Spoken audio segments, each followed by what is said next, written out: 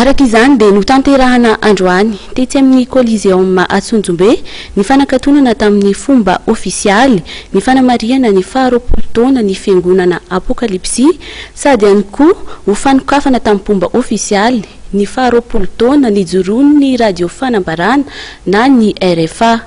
Voro marobe tetsy amin'ny Coliseum Atsonjombe ny mpino Apokalipsy manerana ny faritra 2020 teto Madagasikara nanamarika ity fotoan-dehibe ity.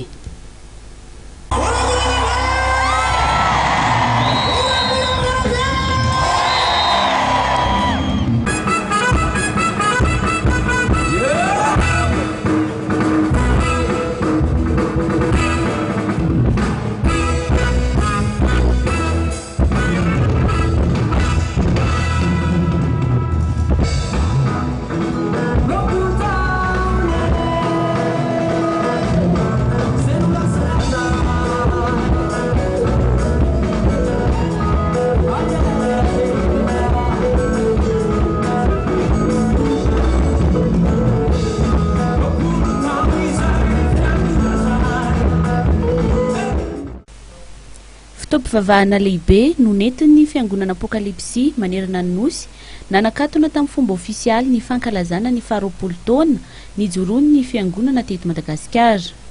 Feno tanteraka ny kianjaben'ny Coliseum Atsonjombe ary saika nahitana solotena avokoa ny faritra 2020 misy eto Madagasikara ary ny avy any ivelany tahaka ny tany Frantsa.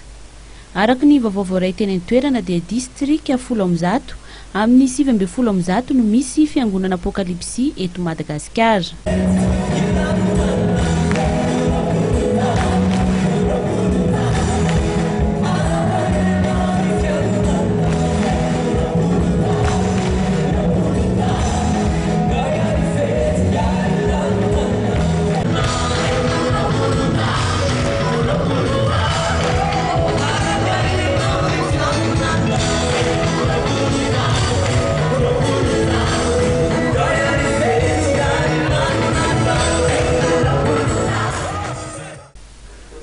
Ny fanindran-dalana tamin'ity androany ity ihany koa ny fanokafana tamin'ny fomba ofisialy ny fankalazana ny faharoapolo taona ny radio fanambarana izay nijoro nanomboka ny taona 1770.